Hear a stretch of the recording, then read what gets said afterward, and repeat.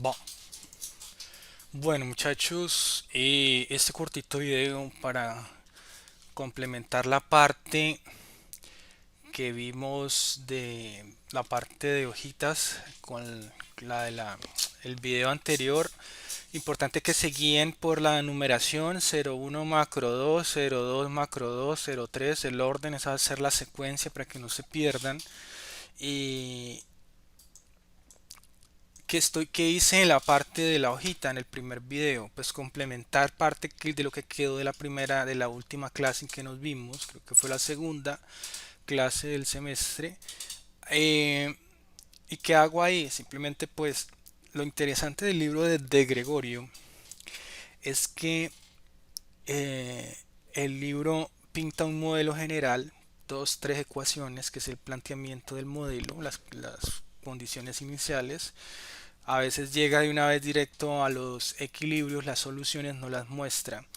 Entonces por eso es como un libro intermedio de, de macroeconomía. Ya no es un libro básico como Mankiw. Mankiw es básico, este de Gregorio es un poco más, tiene un mayor nivel de exigencia por eso. Ya presumen que ustedes dominan en cierta medida el lenguaje abstracto de modelación, de alguna manera un nivel básico para ir a otro nivel. Entonces plantea dos, tres ecuaciones, prum, es el planteamiento, pum, los supuestos, pran, y llega a unas soluciones particulares, o como en este caso, pues se partía de una vez del análisis, en cada párrafo en texto iba haciendo el análisis, pero en texto, en párrafo, y lo que yo hago es tomar esos párrafos, esa de alguna manera argumentación escrita en el libro, y lo paso a lo que ya había planteado. Él planteó el primer tema de gasto financiado con impuestos, el aumento del gasto. El primero fue el que desarrolló el primer ejemplo. Desarrolló el tema del cambio en el gasto en la política fiscal y cómo afectaba el equilibrio ahorro-inversión.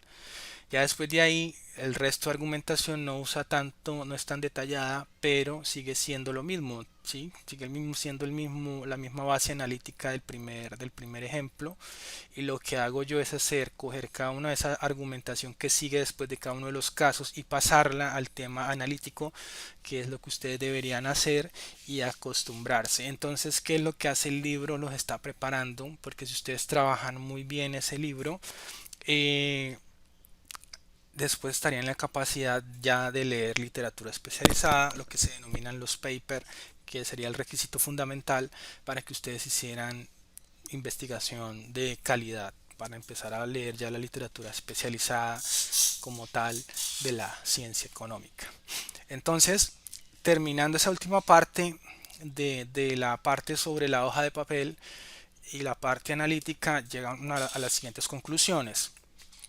Eh, el aumento de la última parte del aumento de los impuestos, entonces, eh, ¿cuál es la consecuencia? El aumento del ahorro llevará a una caída de la tasa de interés para aumentar la inversión, ¿sí? Ese es el efecto. Ya en ese caso, el último ejemplo que vimos era el desplazamiento de la curva de ahorro hacia la derecha, y por lo tanto disminuía la tasa de interés. Eso va a ser un incentivo a aumentar la inversión. Por esa vía afecta el consumo y el ahorro de los hogares. Si todo el efecto recayera sobre el ahorro privado mientras el consumo permanece constante, el equilibrio de la economía no cambiará, ya que el ahorro global se mantendría constante, en este caso el alfa igual a 1. Entonces en ese caso pues está hablando del aumento de los impuestos cuando hay equivalencia ricardiana. Cuando hay equivalencia ricardiana, los individuos esperan que en el futuro les va a devolver el gasto, ese aumento de los impuestos se los va a devolver, ese recaudo adicional se los va a devolver vía gasto. Entonces por ello ellos trasladan todo eso, o sea, trasladan eso disminuyendo su ahorro pero manteniendo su consumo igual. Y la última parte dice, sin embargo, si el ahorro del gobierno, vamos acá, sin embargo, si el ahorro del gobierno se ve plenamente compensado con el ahorro privado, el ahorro total sube y la tasa de interés cae, para que el gasto se reoriente de consumo a inversión, que ese sería el último caso. Entonces hasta ahí hemos analizado el tema de la política fiscal, ¿sí? Los ante cambios en las políticas fiscal del gobierno. ¿Y cuáles son los dos instrumentos que tiene el gobierno? Pues los impuestos y el gasto público, y eso es lo que estamos viendo, cómo esos cambios, esos shocks modifican el equilibrio ahorro-inversión y llegamos a conclusiones particulares. Ahora vamos a hacer otros ejercicios de estática comparativa. Ustedes ya saben más o menos cómo es la lógica y qué tendrían que hacer. Pues aquí vamos a no enfocarnos tanto en la parte analítica, matemática, sino simplemente analizar otros elementos clave del modelo, ¿sí? Pues ejercicios de estática comparativa, usted sabe que es analizar parte de una gráfica o una condición de ecuaciones en equilibrio, un supuesto equilibrio, y mirar cómo se va, qué ocurre cuando se altera una variable exógena en el modelo, ¿sí? Que no está explicada por el modelo. Eh, entonces en la parte anterior fue ejercicios de estática comparativa asociados a la política fiscal, pero ahorita vamos a ver qué ocurre un aumento en el de la demanda por inversión y un incremento de la productividad. Entonces acá tenemos un aumento de la demanda por inversión. Digamos que de alguna manera el gobierno tiene una política exitosa en este momento para motivar a esos cientos de emprendedores que andan perdidos por ahí en este momento con superproyectos y superideas. Entonces supongamos que la economía naranja fue una maravilla para motivar y alinear los incentivos de los agentes. Entonces hay o se les inyecta dinero para que ellos demanden proyectos de inversión o para que demanden recursos, ¿sí? Entonces, digamos que todas las empresas deciden invertir más. Lo que ocurre es, aquí miren la gráfica, miren el cursor, es un desplazamiento hacia arriba o hacia la derecha, como ustedes lo quieran ver, de I1 a I2, ¿sí? Entonces, ese es el desplazamiento que va a ocurrir. Otra razón por la que puede aumentar la demanda por inversión es que la inversión pública sea la que se eleve, ¿sí? La inversión pública en este caso pues, está en los gobiernos, invierten en carreteras, aeropuertos, puertos, etcétera, obras de infraestructura que se llama inversión pública. Y si el gobierno decide aumentar la inversión pública, entonces eh, la inversión agregada ahí se incrementará. Entonces ocurre este desplazamiento hacia la derecha. Pero ¿qué ocurre entonces? Bueno,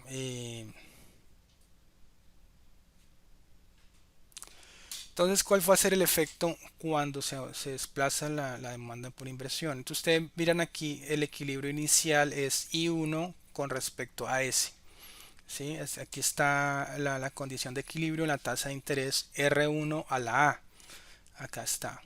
En este punto, si llega a ocurrir un desplazamiento de la demanda de inversión, estaríamos que en un primer momento estaría aquí en el punto A, digamos, el exceso de inversión aquí, que ustedes lo bajan y cortan el eje de las axisas.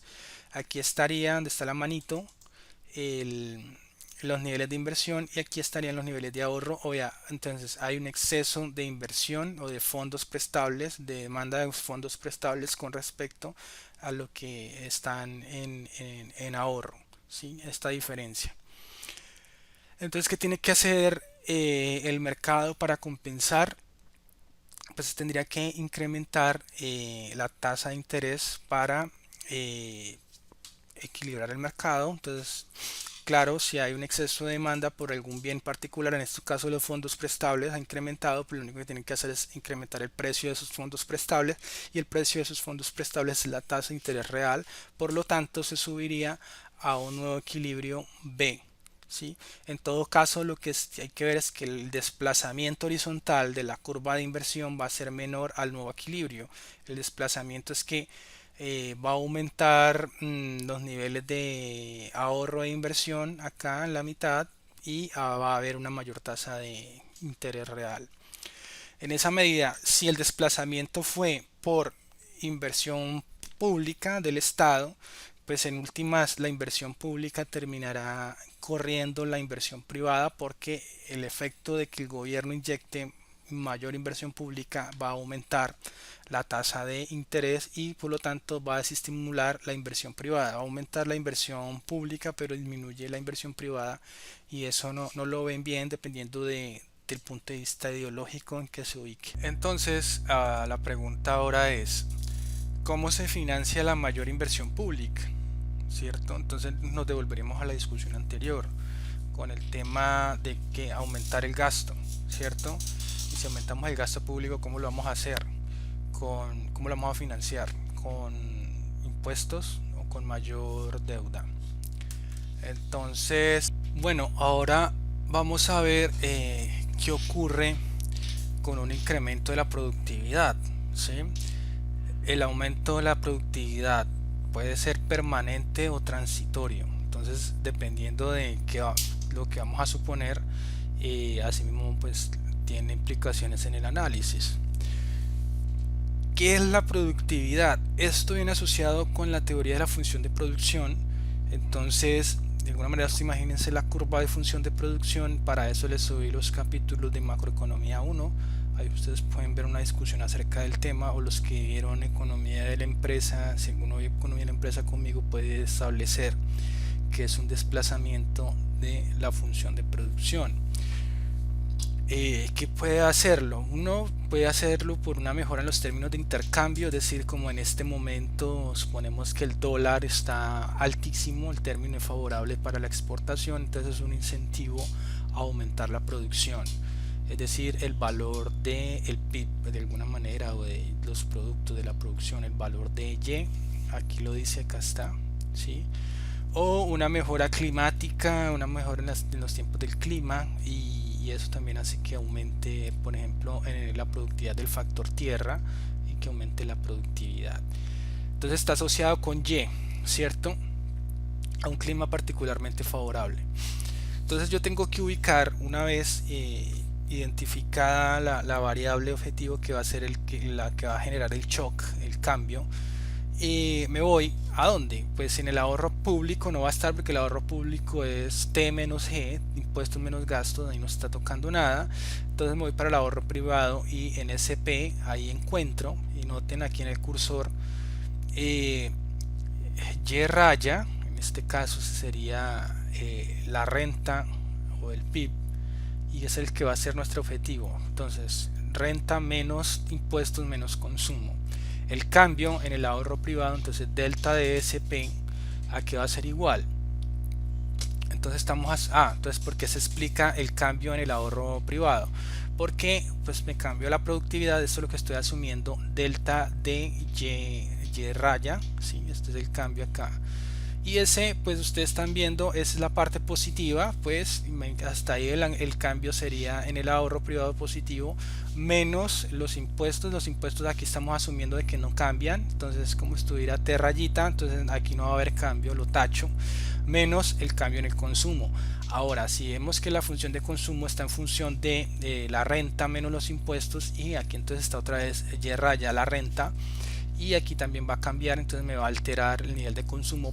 Pero ojo, pues como está multiplicado, pues la propensión marginal a consumir, aquí esta disminución que provoca en el ahorro privado, el aumento del consumo, va a ser menor al incremento que ocurrió acá en Y raya, ¿sí? Acá en delta de Y raya, ojo con el cursor que les estoy señalando. Entonces esta disminución, esta sustracción entre el cambio en Y raya menos el cambio en C, va a ser menor el cambio en C, entonces aquí va a haber un saldo positivo de incremento del ahorro privado, y en el ahorro público no pasó nada, entonces el saldo como tal en el ahorro nacional va a ser un incremento del ahorro nacional. Esto en la gráfica se observa que va a ser un desplazamiento a la derecha de S1 a S2, desde la curva de ahorro S1 a S2 se desplaza. ¿Cuál es el efecto entonces en el equilibrio? Estaríamos en el punto A inicial dentro de la curva de inversión con la curva de ahorro 1. Aquí estaría el equilibrio en el punto A. El desplazamiento del ahorro nacional, pues me llevaría a un nuevo equilibrio donde disminuye la tasa de interés del mercado y pasamos del punto A al punto B. El resultado es que una disminución de la tasa de interés real tiene o genera incentivos en la economía a aumentar los niveles de inversión, porque adquirir créditos para inversión es relativamente más barato que en el punto B, que en la situación A. Entonces por eso el efecto es disminuye la tasa de interés real y aumenta la inversión. Pero hay que sacar una arista adicional, ¿sí? ¿Qué pasa? Si la economía es más productiva, es probable que haya un aumento de la demanda por inversión, porque las empresas están produciendo más, digamos, tienen incentivos a acumular más rentas, más temas de capital, y estarían interesadas en aumentar su stock de capital, porque están incentivadas a producir. Entonces, el otro efecto adicional sería que se desplace la curva de inversión, ¿sí? Entonces aquí estábamos dentro del punto A al punto B, que era lo que ya habíamos explicado. Si se desplaza la curva de la demanda de inversión, pues entonces pasaríamos del punto B al punto C, lo que sería que compensaría en alguna medida el aumento de la demanda de inversión, compensaría la disminución de la tasa de interés y la volvería a subir, ¿sí? Ese sería el efecto. Compensando en parte el efecto de mayor ahorro sobre la tasa de interés. Entonces, eso podría ser un efecto, ¿sí? Entonces, puede ser que el aumento sea transitorio, entonces el efecto sobre la productividad no sea, el efecto sobre la productividad no sea tan importante, no es necesario tener mucho más capital. Hasta aquí seríamos un efecto donde no sería un efecto, un aumento transitorio. Puede suceder las dos cosas, o simplemente afecta aquí el ahorro, o puede también aumentar la demanda de inversión. Hasta ahí puede ser. Entonces por eso el dilema entre el aumento de la productividad transitorio o permanente. Ahora entonces supongamos que el aumento de la productividad es permanente. ¿Y cómo puede explicarse esto? Por un aumento, por un cambio en la innovación tecnológica. Lo único que puede hacer un cambio en la productividad permanente es el cambio en la tecnología, una nueva tecnología, y eso hace que tendría a persistir en el tiempo. Uno de los efectos medibles empíricos que se han hecho estudios sobre eso, fundamentalmente en Norteamérica, es el efecto del cambio en la productividad cuando se generaliza el uso de computadores personales, tanto a nivel de hogar como a nivel de empresas en Estados Unidos. Eso ha ocurrido y se le ha, inclusive ahí en el libro de Mankiw hay una sección de casos aplicados donde explica eso, ¿sí? El aumento de la productividad cuando se implementa de forma generalizada a los computadores. Eso es un ejemplo, digámoslo, palpable, y también medido empíricamente con datos, ¿sí? Entonces cuando ocurre esto es esperable que el ahorro no cambie, pues la mayor productividad permitirá sostener permanentemente un mayor nivel de consumo sin necesidad de cambiar el patrón de ahorro.